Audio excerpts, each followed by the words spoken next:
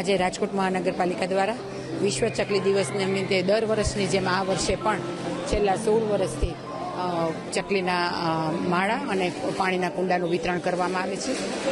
વિશ્વ ચકલી દિવસનો મુખ્ય ઉદ્દેશ એ છે કે નાની ચકલી એ નાની પ્રજાતિ અને લુપ્ત થતી પ્રજાતિ છે, એને આપણે આ માધ્યમથી આ પ્રજાતિને આપણે બચાવી શકીએ, એનું સંવર્ધન કરી શકીએ અને એ માધ્યમથી પર્યાવરણની જાળવણી કરી શકીએ. એ ઉદ્દેશથી વિશ્વ ચકલી દિવસની ઉજવણી કરવામાં આવે છે. દર વર્ષની જેમ આ વખતે પણ ખૂબ મોટી સંખ્યામાં રાજકોટના તમામ શહેરીજનો આ પ્રજાતિ કે જે ચીંચી કરતી આપણા આંગણાને પણ જીવંત રાખે છે, પર્યાવરણને પણ જીવંત રાખે છે, ત્યારે આપણી પણ એક નાગરિક તરીકેની જવાબદારી છે કે એક જીવદયાના ભાવથી આપણે આ પ્રજાતિનું વધુને વધુ સંવર્ધન કરી શકીએ અને આ લુપ્ત થતી પ્રજાતિને વધુને વધુ ઉજાગર કરી શકીએ.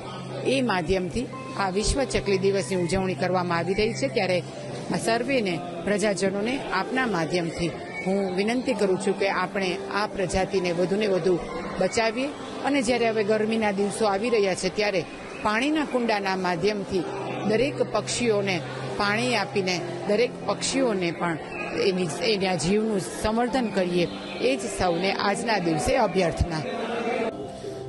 રાજકોટ મહાનગરપાલિકા દ્વારા વર્ષોથી આ રીતે ચકલી દિવસનું સેલિબ્રેશન કરવામાં આવે છે. ત્યારે નાગરિકોને માળા વગેરે આપવામાં આવે છે, વિનામૂલ્યે આપવામાં આવે છે અને ચકલીઓના સંવર્ધનનું આ એક ખરેખર ખૂબ સારું પગલું સિટી લેવલે અર્બન વિસ્તારમાં થઈ રહ્યું છે.